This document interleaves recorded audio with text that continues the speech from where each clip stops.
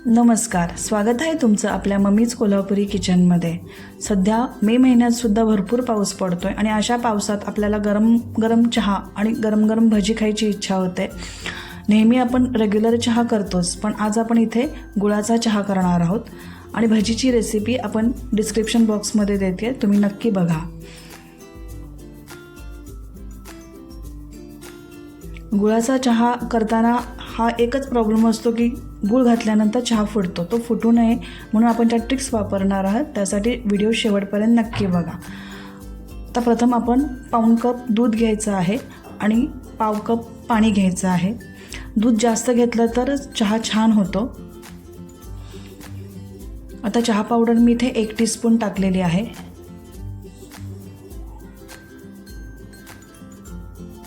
तर चहा पावडर मस्त शिजवून घ्यायची आहे आपल्याला पहिल्यांदा।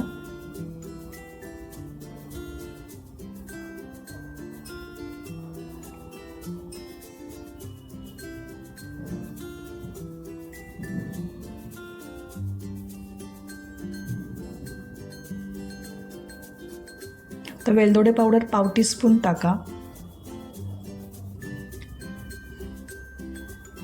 गूळ आणि वेलदोड्याची पावडर हे कॉम्बिनेशन खूप छान वाटतं, म्हणून मी इथे वेलदोड्याची पावडर वापरलेली आहे। तुम्हाला हवं असेल तर आलंसुद्धा वापरू शकता। तर चहा अगदी मंद गॅसवर छान उकळून घ्या।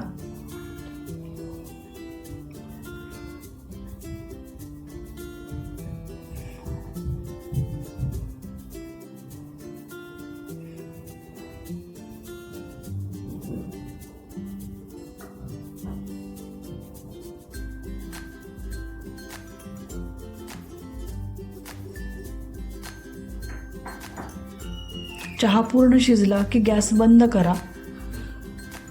सतत अधूनमधून ढवळत राहा। गॅस चालू असताना कधीही गूळ टाकायचं नाही। आता आपल्याला चवीनुसार गूळ टाकायचा आहे। गूळ टाकून व्यवस्थित हलवून घ्या। तर इथे मी गुळाचा खडा वापरलेला आहे, तुम्ही गूळ पावडर सुद्धा वापरू शकता। गूळ पटकन विरघळतो। 1-2-3 वेळा हलवल्यानंतर गूळ विरघळेल आणि आता चहा तुम्ही गाळून घ्या।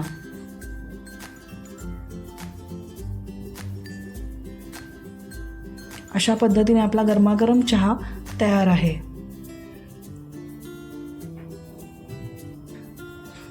बाहेर मस्त पाऊस आणि घरात गुळाचा चहा पिण्याची मजा काही औरच आहे।